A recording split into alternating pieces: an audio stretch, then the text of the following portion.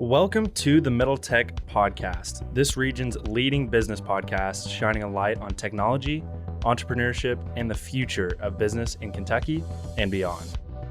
Our goal is to advance the ecosystem by bringing attention to the founders, changemakers, innovators, and those supporting them. Middle Tech's content can be found on your favorite podcast streaming app, social channels, and YouTube. We encourage you to follow and participate in the conversation. Let's discuss and build the future.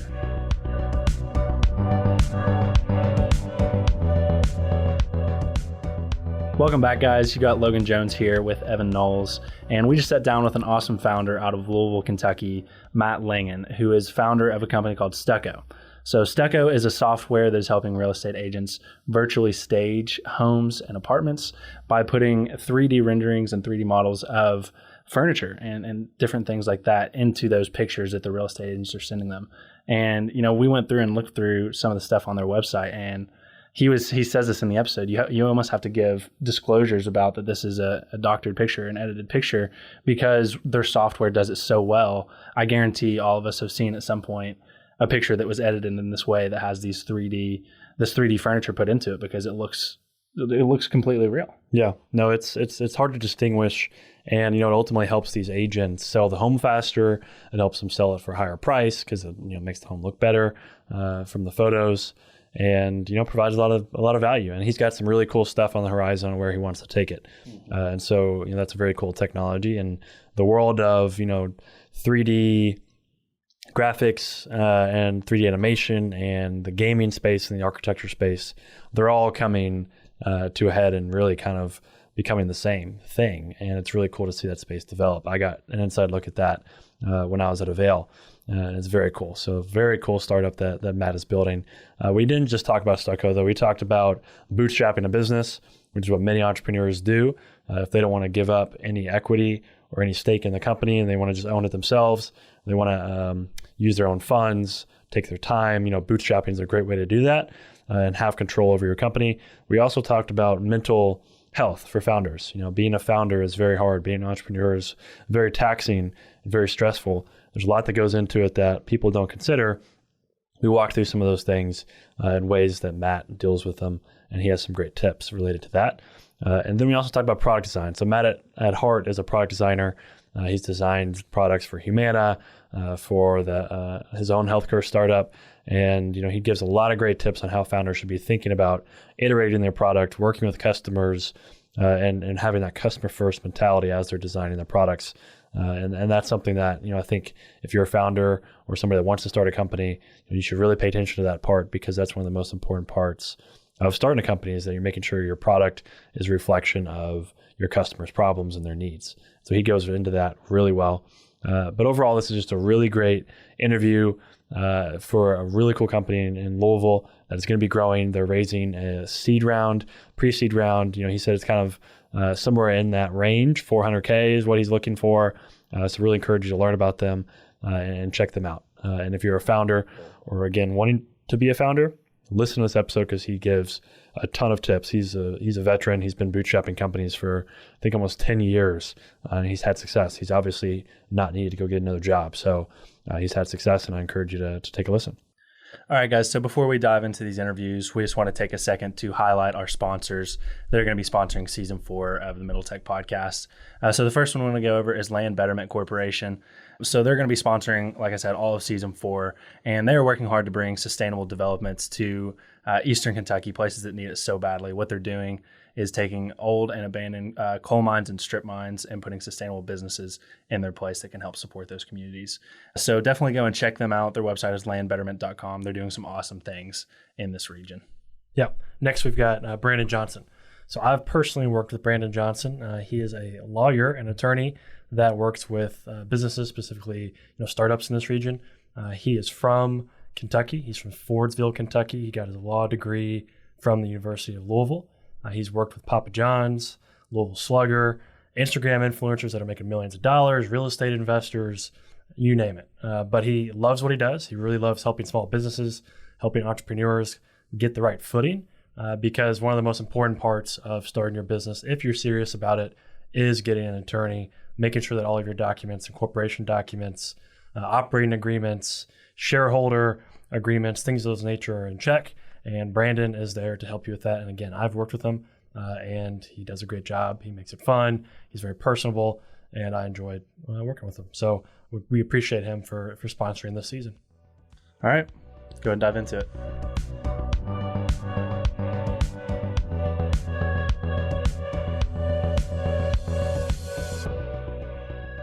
All right, welcome, Matt. Thanks for joining. You're somebody that we've been wanting to get connected with for a while, and our friend on LinkedIn that we actually just connected, Noah Bass or Bass. I think is it Bass? Noah Bass gave us the connection, which we're grateful for because you're on our list of people to record with. So thanks for joining us, man. Yeah, thanks for having me. Noah's a good guy, and happy to be connected with you guys. Yeah, no, we're glad we got the connection made. Before we get into Stucco, let's jump into your background. Briefly, please go over your education, where you're from, and professional background up until Stucco. Sure. I'll try to compress this as much as I possibly can without putting anybody to sleep. But I'm from Louisville, Kentucky. Went to college in a small town in Virginia called Lexington, Virginia, a school called Washington and Lee University. Graduated there with a business administration undergraduate degree. Capstone was in entrepreneurship, so kind of knew that entrepreneurship was something that interested me and I had a passion for. And coming out of college, I got a job here in Louisville at a company. It was a good company, but not one that I was, certainly not one that was very entrepreneurial. So I had a good experience, good exposure to what it was like to work in a corporate environment, and saved up enough money to think that was enough to comfortably start my own venture after 10 months of working there. And so I had co-founded a healthcare software company in 2010 called DigiDoctor. And I ran that company for about 5.5 years. We bootstrapped it the entire time. I oftentimes refer to that as my graduate program because I had no formal education in software development or software design. And yet here I was bootstrapping a healthcare software company. I think it's just one of those things where you're young and you're confident for no reason whatsoever, but you just think that you can do it. And so I thought that I could do it, and kind of learned the hard way for a little bit, but had a great experience, and we had some success. But ultimately we transitioned out of that business, transitioned our customers elsewhere, kind of sunset that business amicably, and then transitioned over to Stucco eventually. So that's where I am. Started this company in January of 2015 and went full time on it probably about 18 months ago or so. Nice. Congrats on going full time. That's a big deal. Thanks. That's a good point to be at. So just to back up right before we start talking about Stucco, you had mentioned that, you knew entrepreneurship was interesting to you. What in your life pointed you towards that interest? Did you have some experience with that growing up? Were your parents like that? What attracted you to it?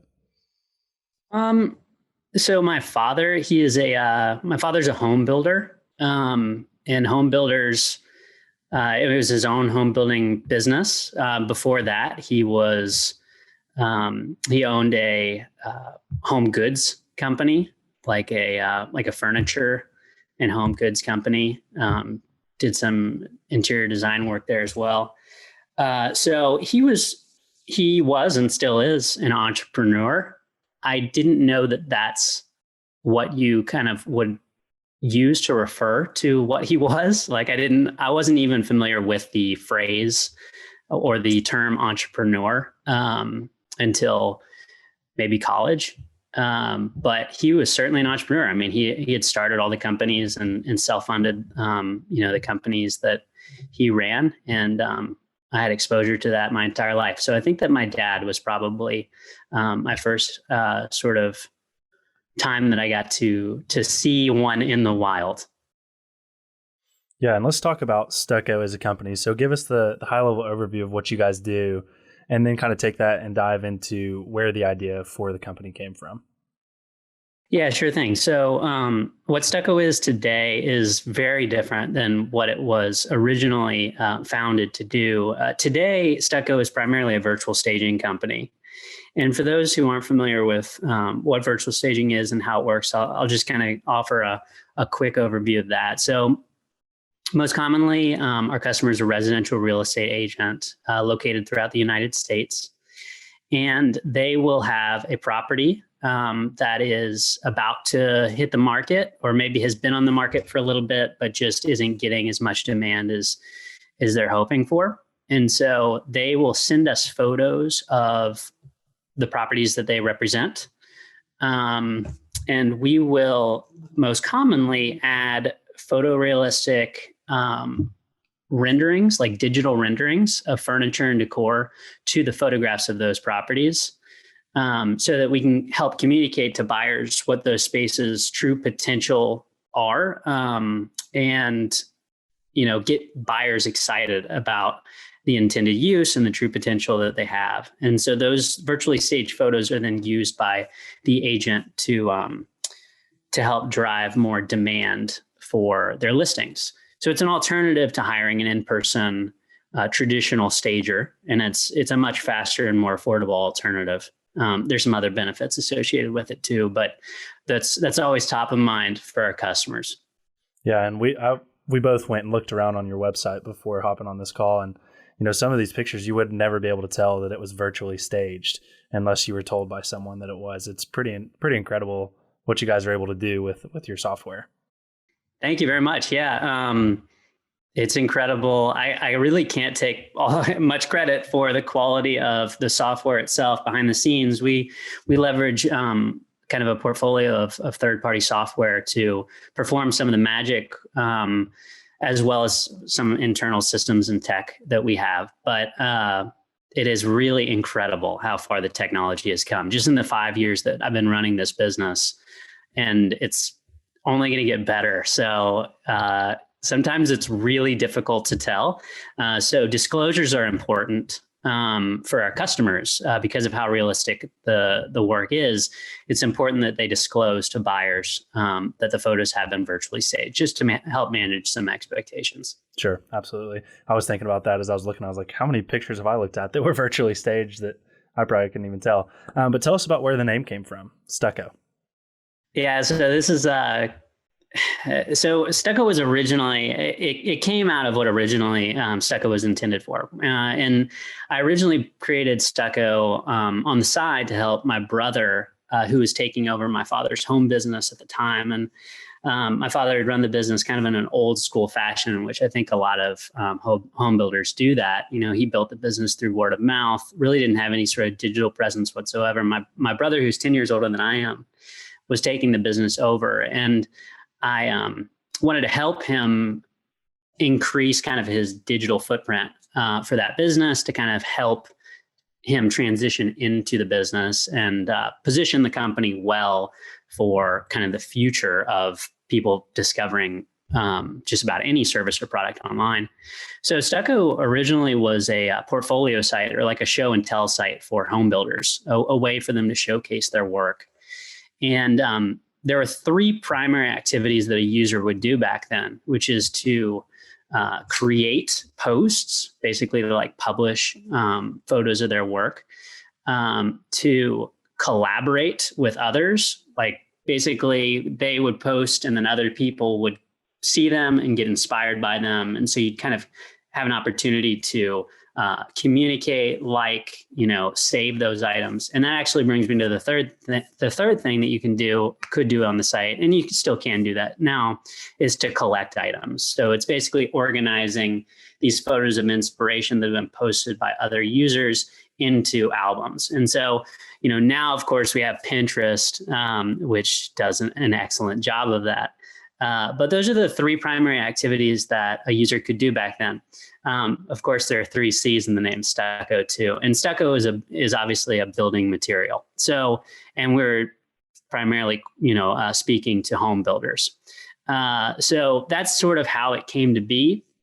I also knew that Stucco would inevitably evolve over time. So I wanted a word that we could actually define. We could actually have some flexibility in terms of defining what Stucco is as we learn more about the customer and improved, which, Google, Amazon, Yahoo, it worked out pretty well for them. So it was kind of in the same vein as that. We didn't want to pigeonhole ourselves with too specific of a name. That's smart. And you guys have iterated, you mentioned on your product. So you said earlier, what you started as is nothing like what it is now. You had told us when we talked before this call that, you're a product designer at heart and you're self-taught. Talk us through, especially for those listening that are entrepreneurs, like how did you iterate on the product? When did you know when to iterate? Walk us through that whole process of how the products evolved and why. Yeah, I mean, this could be like a 5-hour conversation. Yeah. But you know when to iterate when it's not resonating clearly with somebody. So it's just when we first rolled out the portfolio site for home builders, I was dumb enough to think like if you build it, they will come, which is kind of shocking because I'd been building tech and designing tech for, a handful of years prior to that. But what's interesting on the DigiDoctor side, before I started Stucco, we had a problem with actually shipping the technology, actually developing it fast enough. And, security is obviously extremely important in healthcare. And so with Stucco, we're very good at shipping tech. And so I had solved that problem. And so we're pumping out, features and we had pumped out this platform. And I thought, oh, well, if I can just build this, then I'm sure it'll succeed. And we rolled it out and it was like literally crickets. So I would have done it totally opposite. Had I done it over, I would have spoken with a ton of prospective users and learned if it was going to cut through the noise when I was kind of describing what we were in the process of building. But of course, I didn't do that. And so we built it. I reached out to other home builders outside of my immediate family, and we kind of found out that they were interested, but it was lukewarm. It didn't just clearly resonate. It wasn't like I could send an email and then somebody would reply back and be like, "Tell me more." And so I think as an entrepreneur building any type of product, the goal is to be able to describe what you're doing and to immediately get the resonance from the customer. Now, it doesn't have to be from everybody, but it has to be from your specific customer. And so we just it just wasn't resonating immediately. So that's when we really started talking to all sorts of different users, other different types of home professionals, and kind of learning what is it about our product that's good? What is it that isn't so good or that you're already solving with other products? And so that's when kind of our iterations started happening. So since then, I mean, we're extremely close to our users. We have so many channels of communication that we just try to open up all the time.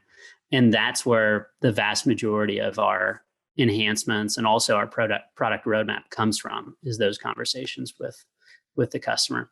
Yeah. And just to kind of keep it on this topic of iterating on the product and listening to the customer, do you have any tips for, the entrepreneurs that might be listening about finding that balance between listening to what the customer is telling you that they want versus trying to build something that they may not even understand that they want yet? You kind of have that vision for the company. How do you find that balance? Yeah, this is a really tough. That's a really great question. Because I think a lot of entrepreneurs, like every entrepreneur, I think has a little bit of ego. It's interesting. I once heard that like anybody who's really successful, they kind of have these 3 traits. One is that they kind of think that they're better than other people. Like they think they're smarter than other people. But also they have like this crippling, feeling as if they're not good enough and they need to kind of keep proving themselves. And then thirdly is just self-discipline and focus on a specific task for extended periods of time. And so to go back to the first one, the little bit of ego, when it comes to product, if you're not checking your ego as an entrepreneur, you can get in a real bad spot because you think like, oh, these people, they're not getting it, but I actually know better. That's a really dangerous place to be because as an entrepreneur, you could develop a product that is absolutely amazing, but the market's not ready for it. And here you are selling it and you're 10 years ahead.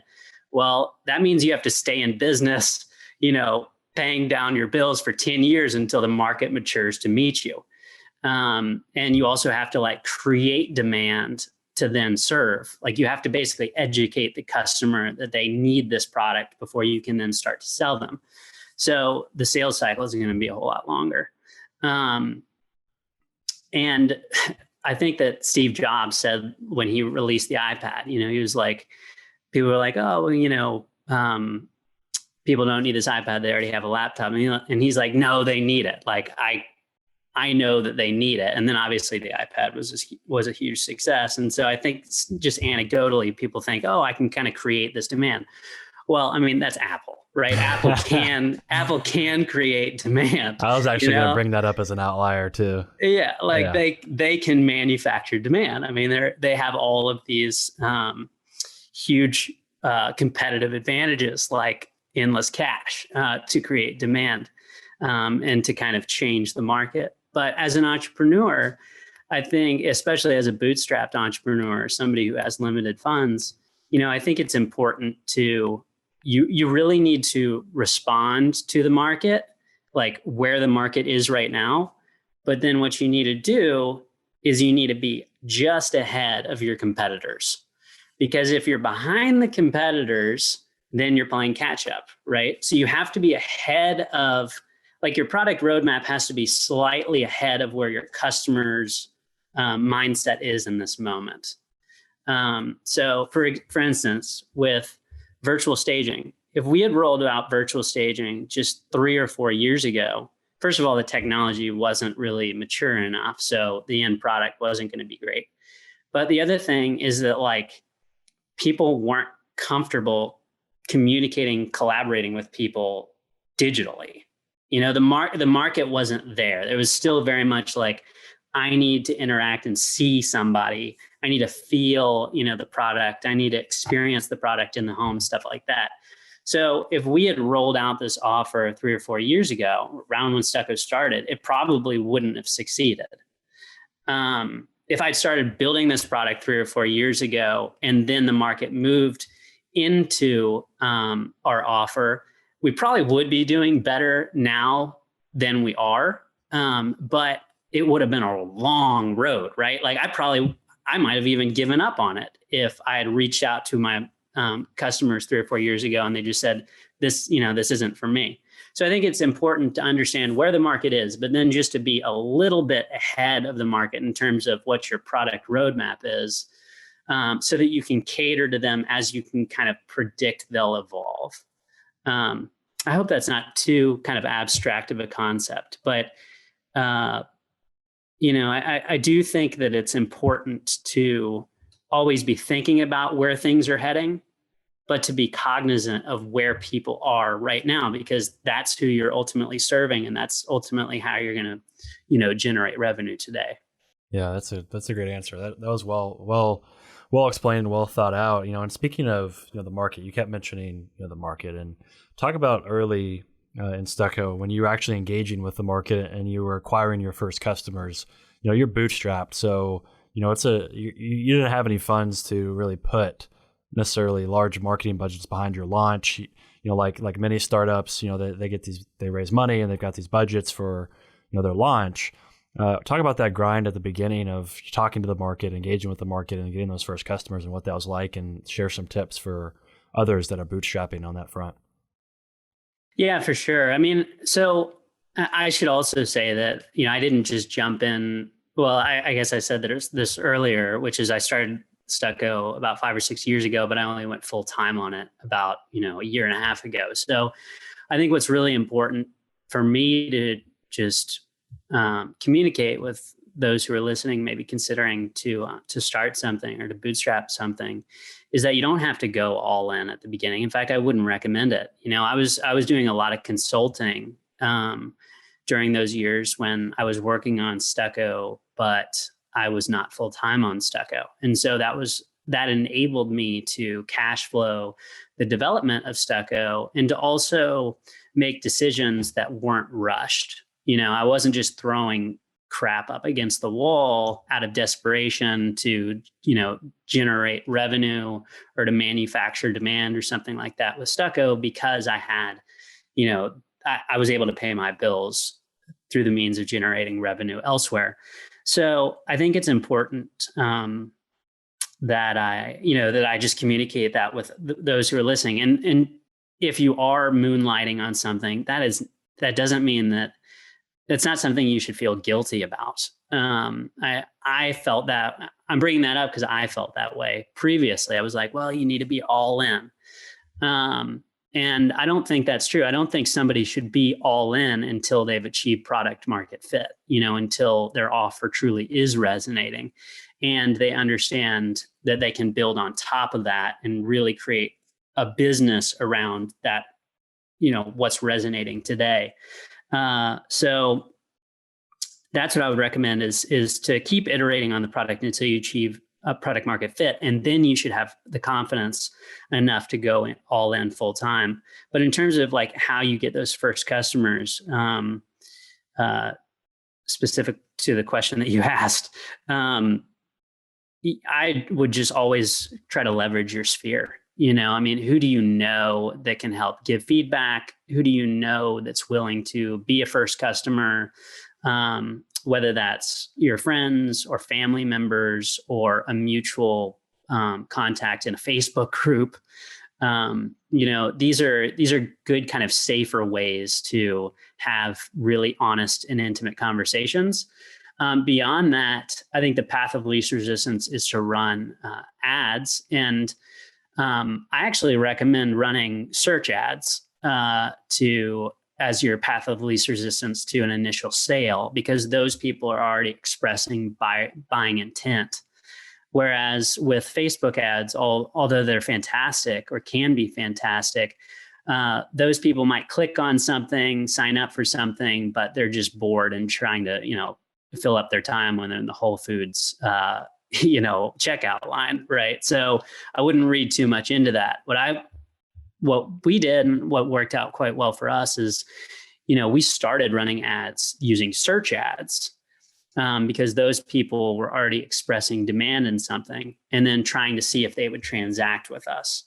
And then when they would transact, then try to deepen the relationship with those people because they've already kind of expressed a desire in what we have to offer. And then once you achieve, once you're really clear on that offer and the pricing and stuff, then I think it makes sense to kind of scale out on some of these other ad platforms. But that's what I would recommend in terms of once you're ready to kind of invest in some advertising, and to get some feedback from people who isn't your mother, whose feedback might be a little bit skewed. Yeah, makes total sense. And what you were saying about bootstrapping early is, that resonates with me currently. I am bootstrapping a company currently, and everybody has different scenarios. My co-founders, they're not going all in full time. And I have an awareness on why. And, it's just an open dialogue you got to have with, yourself and your co-founders if you're co-founding a bootstrap company, and make sure you all are on the same page and transparent with each other and have, your all's goals and intents, in mind, because it can be emotional, bootstrapping a company. Talk about some of the emotions that come along with not only bootstrapping, but, just being an entrepreneur and how you deal with those, because I don't think that's often talked about enough is, the emotions that come along with the stresses that come along with being an entrepreneur. Talk about some of those and how you deal with them. Yeah, it's tough. It's something that I wrestle with on a daily basis. I've been bootstrapping now for about 10 or 11 years. And yet it's something that I still wrestle with. So I don't know how qualified I am to giving a ton of advice on this topic, but entrepreneurship, especially a bootstrapped entrepreneur, it can be very lonely. So, you spend a lot of time by yourself with your laptop. And there are a lot of times that you'll doubt whether, what you're working on is going to succeed. You have opportunity costs. You have some pretty significant opportunity costs in terms of foregoing, a well-paying job elsewhere. And I've found that, people who are good entrepreneurs, they can really succeed elsewhere. So there's some pretty steep opportunity costs. But, at the end of the day, you do have to have a lot of self-belief. And I think that you earn that confidence, and which can kind of quell that skepticism that might crop up on occasion. You can create confidence by just getting close to your customer and understanding that you're creating something that is of value to them. That's the thing that just silences me. Like every single time my phone buzzes because somebody just made a purchase. That just instantly starts kind of eliminating any type of fear you might have about, inevitably what the future might look like. We also collect feedback, like positive feedback from all of our customers. We'll take screenshots of any type of compliment, and we have a huge portfolio of positive customer feedback.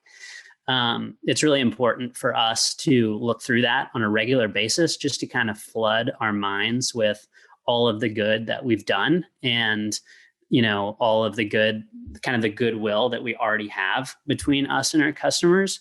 So I think that that's a really great way to just kind of get back into the right state as an entrepreneur and as a team.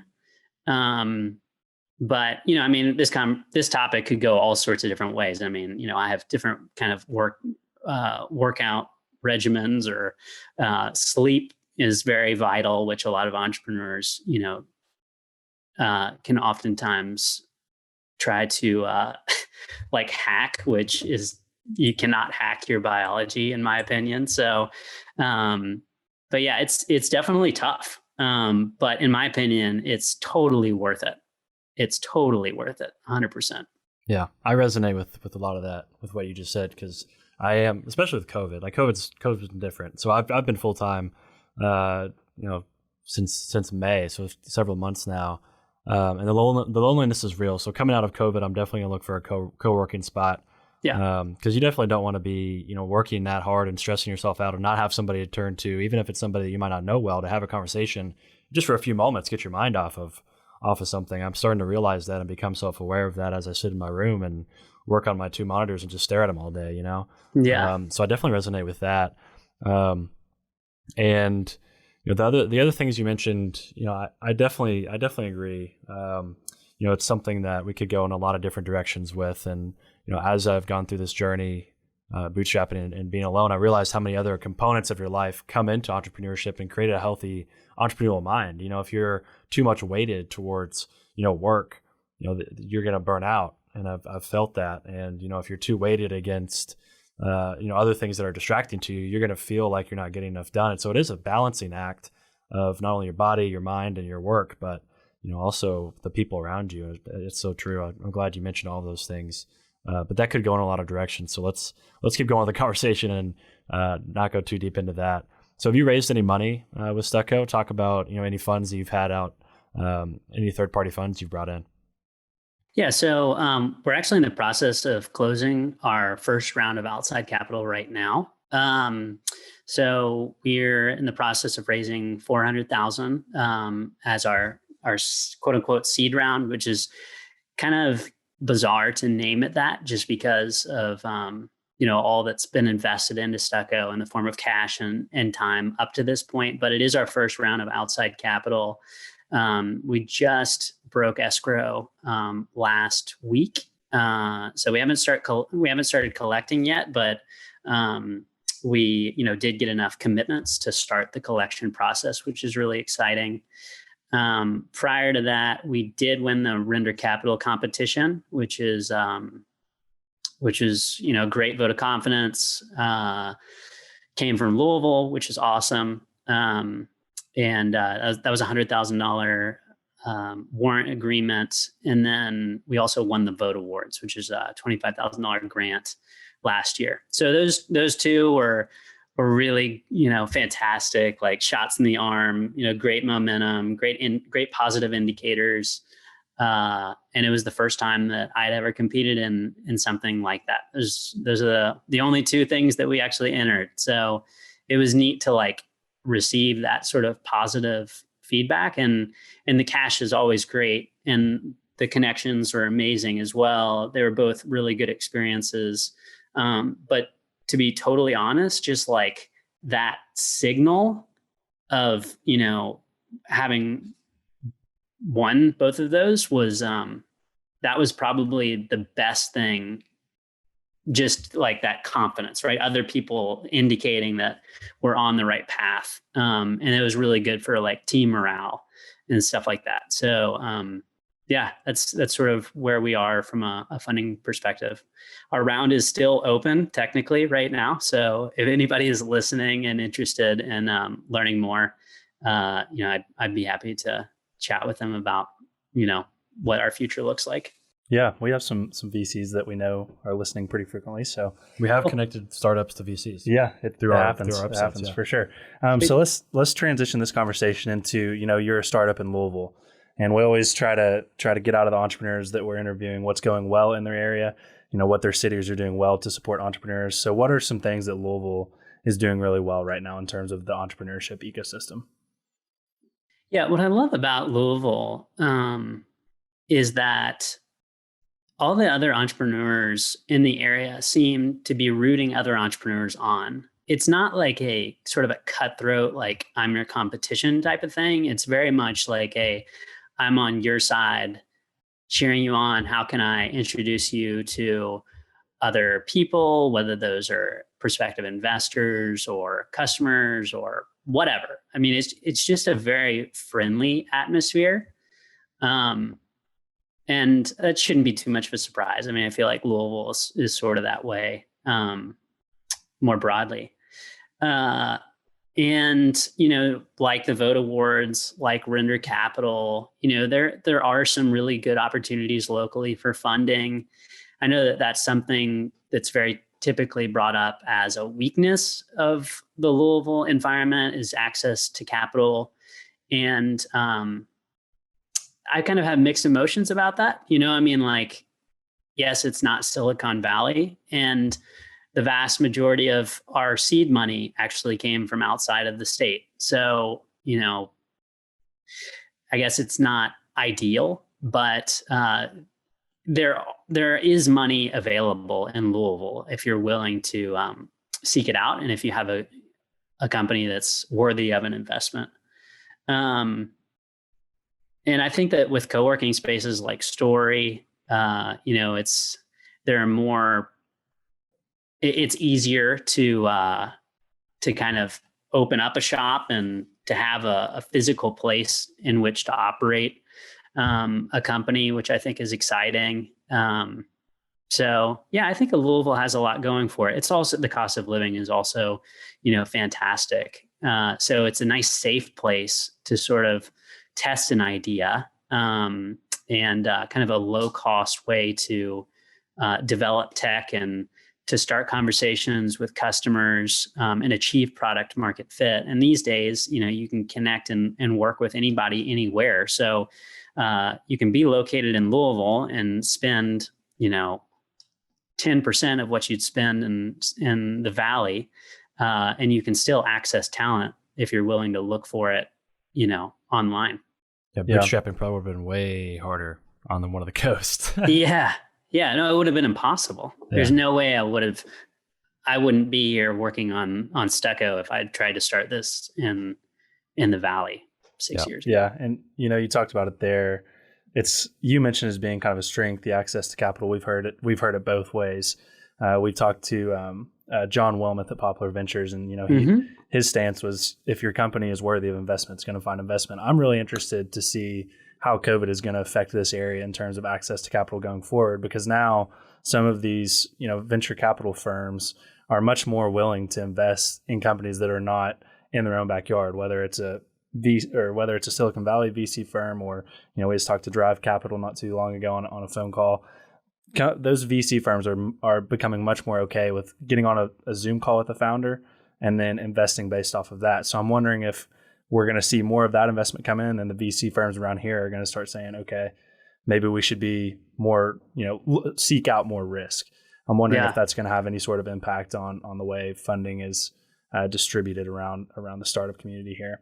Well, I think it is. I mean, I'll just say, first of all, this is the first outside money that I've ever raised, so I can't really compare it to a previous experience. But I would think it to be kind of a fair assumption to make that if I tried to raise outside capital 10 years ago versus now, 10 years ago, I would have had to drive to Indianapolis. In fact, I did drive to Indianapolis one time to talk to a VC about possibly investing in my previous company. But, they would have absolutely scoffed at the idea of jumping on like Skype or, and God forbid, investing in what you're doing, remotely. And so now, the appetite for being able to connect like this and, have me send them all the information that they might need to do the due diligence and everything like that, there's no resistance to that whatsoever. And so, most of our capital for this round has come from outside Kentucky. And so that was purely done with Zoom and links to our data room, our private data room. And so it's in a lot of ways, I think it's probably going to benefit entrepreneurs in the Midwest. Yeah, agree for sure. So let's give you some time to kind of critique Louisville as well, and time to say what Louisville could be doing better. What are some things that come to mind when thinking of tips and ideas for what Louisville could do better? Well, I don't think Louisville has, and by the way, this critique doesn't necessarily mean it's an impediment to an entrepreneur. But the critique is that I don't think Louisville has a whole lot of design and technical talents. So when I started Stucco, I was doing a lot of consulting over at Humana. I was doing a lot of user interface and user experience design stuff over there, and they were really having a difficult time finding great design talent in the city. And most of their tech talent was not sourced in the city either. They had a huge presence up in Chicago at the time. They had a lot of offshore people. If Humana can't find that talent locally, who's finding that talent? It's certainly probably not a bootstrapping entrepreneur. So I think that there's a lack of technical and design talent in Louisville. And I don't know if that's a product of the students that are graduating here locally, or what that is. But I do think we need more talent. And it sounds like the Microsoft Future of Work is making some good inroads with that. I know they're trying to kind of reverse that trend. But if you're a great designer or a great developer here locally, you will not have a hard time finding an opportunity. And I still think that's the case. I think there was a real big push for that, 5 years ago, but I still think that that's very true. Do you, to the point of COVID, designing now, that's a remote act in a lot of ways. So, Louisville might not have that talent, but have you explored and how much have you looked at, Fiverr or Upstart? And is that the same thing that you're talking about? Is there a difference between design and what you're talking about and what you can just get a freelancer to do? Talk about, now that we're in this new age, does that problem go away for Louisville or not? Yeah, so that problem, and that's kind of why I said my critique of Louisville is not necessarily an impediment to an entrepreneur who's open-minded. We do not have another full-time employee in Louisville, Kentucky. Now, and that's not by design. I wouldn't want it that way. And as we grow, I intend to not keep it that way. But all of our designers and all of our developers are not in Louisville, Kentucky. They're elsewhere. They're all across the country. They're in, some of them are in Serbia, some are in Chandigarh, India. Some are in Vietnam. most of our designers are in the United States. But, this is, at the end of the day, it's not about, who can show up next to you at their desk the best. It's about who can get the highest quality of work done consistently and reliably, so that we can serve the customer and delight them as effectively as possible. So if you're willing to look elsewhere and you're good at managing that team, you have some systems in place to do that, then you can find the talent elsewhere. It's not a problem whatsoever. That's a discussion we might have to have on another episode. There is, working with the distributed team and managing that. We've had several guests on that are doing that. And another one that comes to mind is Podchaser. Bradley at Podchaser is doing that and has had great success with that. So that's probably a subject we could do a better job of talking about more now, especially with given the landscape. That's a good point that you made. So we always want to end on forward-looking statements that are optimistic about the future. And so give us your forward-looking statement briefly on Stucco, and then hone it into Louisville as well, and where you see this region in Louisville going. Yeah, it's a good question. I certainly think a lot more about Stucco than I do about Louisville, which is, but I'm going to try to answer both questions. So forward thinking for Stucco in terms of kind of where we're going. Our next phase is you'll be able to not only see a virtually staged design, but you'll be able to shop from it. So that not only will that design be an inspiration, but it can also kind of be realized. So you can imagine when shopping for homes, not only will you be shopping for homes, but you'll actually be able to see the items that are shown in those homes. So essentially what we are building is a new platform and distribution mechanism for retailers to showcase their products in people's homes when people are moving into and out of homes, which is actually the perfect moment in time and the perfect way to show people products that can be purchased. So we're solving kind of personalization, but also timing.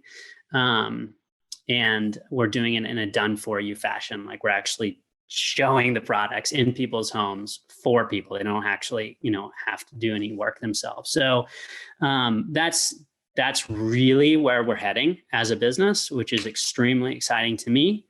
And then I'm going to actually stop there because I don't want to kind of share everything that we're working on, but that's in the immediate future. We're very much working on retail integration right now. That should be live. The first phase of that should be live in the next month or two. Very cool.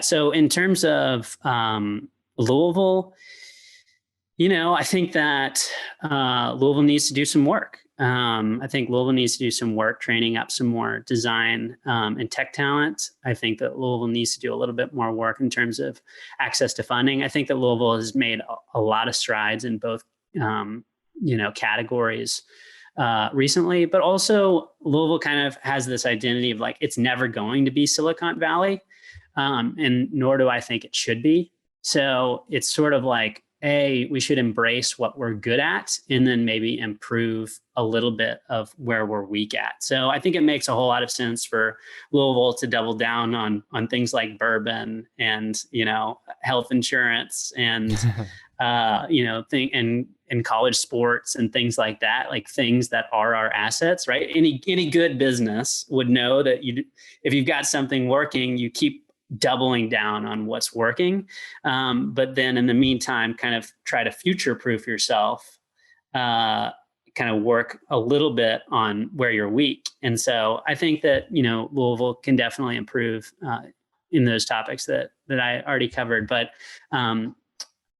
they shouldn't do it at the risk of, not continuing to focus on what's working for us. So, I love Louisville for what it is. It doesn't need a change. I think it just needs to kind of polish up on some of its rough edges.